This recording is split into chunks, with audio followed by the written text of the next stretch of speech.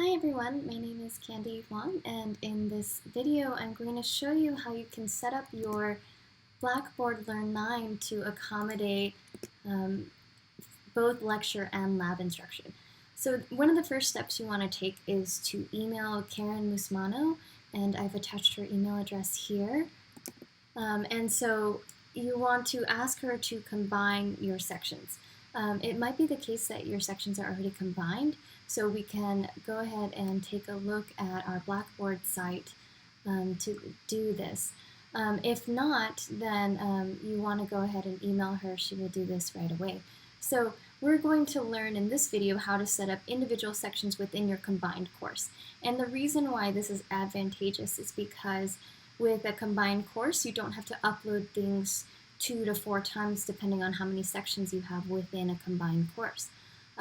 And so the two things that we're going to need are the banner course schedule, so depending on what semester you're teaching. So the most current right now is fall 2020, so we want to look at the fall 2020 for your course, so you can see that course schedule, and we'll look at why that's important in a second. And the second thing you need is your Blackboard Learn 9 page with your courses. So I'm going to go ahead and show you an example of what my courses look like and show you how we can set it up.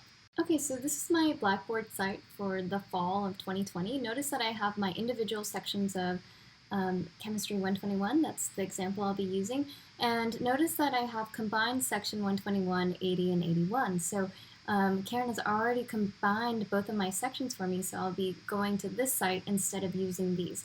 So these are no longer available since they've been combined, so please don't work on these sites once the combined section has been made. So the first step is done. Okay.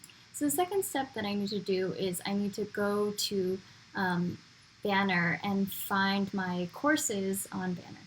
Okay, so I have my two sites. One is Banner with my relevant course, and the other one is my Blackboard page. So on Blackboard, I want to scroll down to Grade Center. You want to click Grade Center and then click Full Grade Center. So once you're there, I'm gonna, my students' names are grayed out, but you should see a list of students. Then you want to go to Manage Smart View Categories. So Manage and then Smart Views.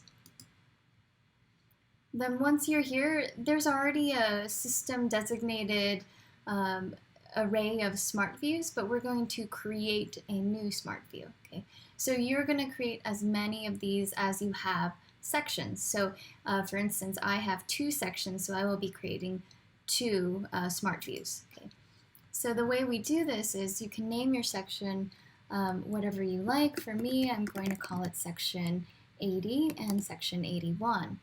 Okay, you can add it as a favorite, that way it'll show up under here, under Grade Center. And then when you're building your query, you want to use custom, and the user criteria is going to be based on child course ID. This is why we need the Banner site.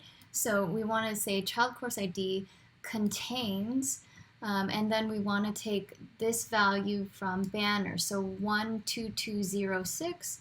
So I'm going to put 12206, okay, and then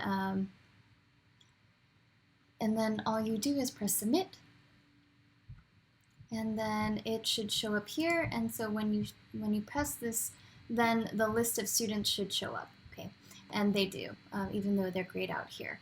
Okay, and then we're going to do that again for my second one. So you can do copy, which makes it easier. So then once you do copy, you can just edit,